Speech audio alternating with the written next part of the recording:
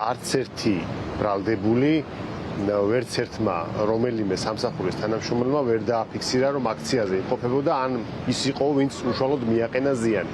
კონკრეტულ გვარს და სახელს ვარაუდის დონეზეც კი ეს მოწმეები არ ამობენ. და მე ვეკითხები ხოლმე თვითონ ყველა მათგანს ვეკითხები, რომ აი თქვენ კი არ დაგინახავთ, მაგრამ ვინმესგან გსმენიათ სახელი და გვარი, ან მაიდენტიფიცირებელი რამე ნიშანი, ვინ მოგაყენათ ზიანი, ამ კითხვაზე ყველა მათგანის პასუხია არა.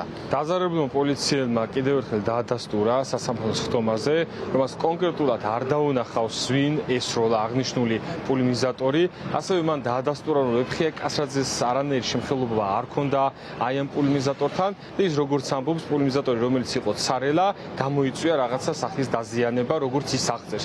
თუმცა კონკრეტულად რომელმა პირმა ესროლა, მისთვის უცნობია და ვერანაირი დადასტურებით ვერ ამბობს, რომ ეს ქმედება დაკავშირებული იყო ან ვეფხია კასრაძის მხრიდან, ან რომელიმე სხვა ბრალდებულის მხრიდან.